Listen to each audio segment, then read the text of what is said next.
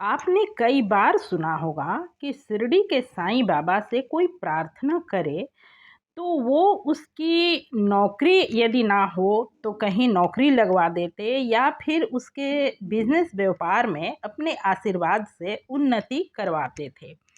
पर क्या आप जानते हैं कि बाबा ने अपने एक परम भक्त की नौकरी छुड़वा दी थी। आइए आज सुनिए यह इसी विचित्र कथा को। ये बिल्कुल विपरीत कथा है और आपसे आग्रह है कि इस कथा को पूरा अवश्य सुने, तभी आप समझ पाएंगे कि साईं की ये कथा बिल्कुल विचित्र क्यों है। ओम साईं राम दोस्तों, साईं कथाएं में आपका स्वागत है। आइए आज बाबा की एक ऐसी ही विचित्र कथा सुनते हैं जिसे सुनकर आप बिल्कुल कह उठेंगे कि साईं आप महान हैं।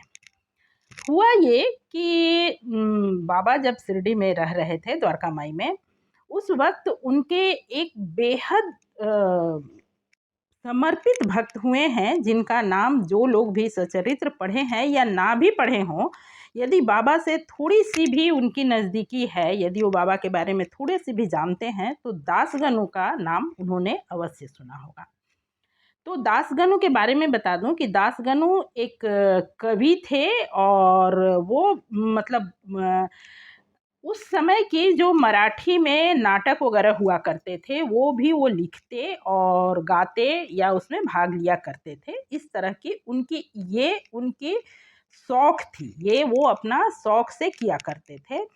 पर नौकरी वो पुलिस विभाग में करते थे, वो पुलिस विभाग में नौकरी कर रहे थे।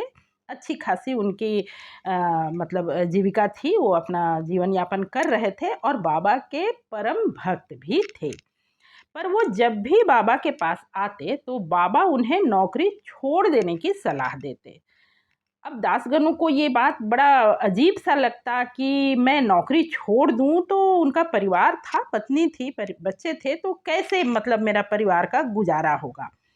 पर बाबा से इस बारे में उन्हें पूछने की कभी हिम्मत नहीं होती। वो कभी पूछते नहीं कि बाबा नौकरी छोड़ दूं तो क्या करूं। बस वो बाबा को यूं ही टाल देते कि अच्छा ठीक है छोड़ दूंगा, अच्छा ठीक है छोड़ दूंगा। ऐसे होते होते कुछ समय बीता। कुछ समय के बाद दासगनु के ऊपर उनके विभाग में कुछ पैसों के गबन को लेकर एक ऐसा दोष लगा, ऐसा मतलब उनके ऊपर एक आरोप लगा कि यदि वो आरोप साबित हो जाता तो नौकरी तो जाती ही, उन्हें सजा भी हो जाती, उन्हें जेल भी जाना पड़ सकता था। अब दासगनु बिल्कुल घबरा उठे और उन्होंने बाबा से मन ही मन प्रार्थना की कि साईं यदि मैं इस दोष से मुक्त हो जाऊं तो मैं नौकरी जरूर छोड़ दूंगा। साईं की कृपा हुई और वो उस दोष से मुक्त हो गए और उस आरोप से बरी होने के बाद उन्होंने अपने वादा के अनुसार नौकरी छोड़ दी। नौकरी छोड़कर जब वो शिरडी पहुँचे तो बाबा के चरणों में गिरे और उन्होंने कहा कि साईं मैंने नौकरी तो छोड़ दी, पर अब मैं करूँगा क्या। इस पर बाबा ने कहा कि गणु चिंता क्यों करते हो, मेरे पास तुम्हारे लिए इतना काम है कि तुम्हारा एक जीवन कम पड़ेगा। दासगनु ने पूछा कि बाबा ऐसा कौन सा काम है। उस पर साईं ने कहा कि तुम संतों का जीवन चरित्र की रचना करो। जितने भी घूम घूम कर आसपास जितने भी संत हैं उनके जीवन के चरित्र की रचना करो। ये तुम कर सकते हो जिससे कि लोगों को उनके बारे में जानकारी हो और लोग उनके जीवन से कुछ अच्छे संदेश ले पाएं और अपने चरित्र को सुधार पाएं। दासगनु ने उनके आदेश को माथे पर लिया और वो मन ही मन मतलब अपने मन में संतों के जीवन चरित्र के लिए सोच ही रहे थे। तभी बाबा ने उन्हें सबसे पहले पंढरपुर जाने को कहा, जहां उनकी मुलाकात कुछ ऐसे लोगों से हुई जिनके द्वारा उन्हें बहुत से संतों के जीवनी जानने का मौका मिला। और दासगनु ने लगभग 225 संतों के चरित्र की रचना की है, जिसे 3 भाग में प्रकाशित किया गया है। संत कथा अमृत, भक्ति लीला अमृत, भक्ति सार अमृत। ये 3 पुस्तक, जो कि वैसे तो दासगणों की लिखी हुई काफ़ी पुस्तक है, पर शुरुआती ये 3 हैं, मुख्य इन तीनों का नाम लिया जाता है, जिसमें 225 संतों के चरित्र हैं, जिनमें कि भक्ति सार अमृत में बाबा के भी कुछ उल्लेख हैं।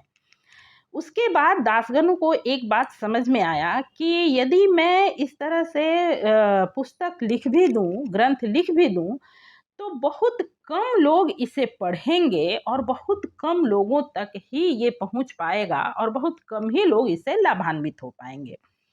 इस ख्याल के साथ दासगणों ने उन चरित्रों का, संत चरित्रों का कीर्तन करने का मन बनाया। उन्होंने वो आख्यान तैयार किए और वो घूम घूम कर कीर्तन करने लगे।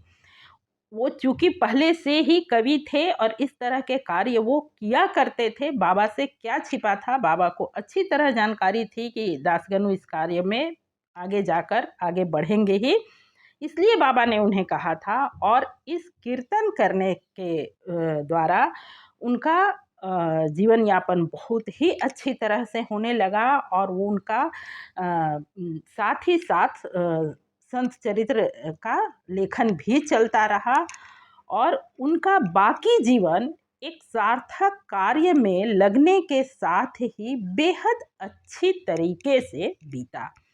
और जो उनके नाम का यश हुआ है और आज जो वो संत कवि कहे जाते हैं और उनका जो पद, उनकी जो पहचान है वो किसी से छुपी नहीं है।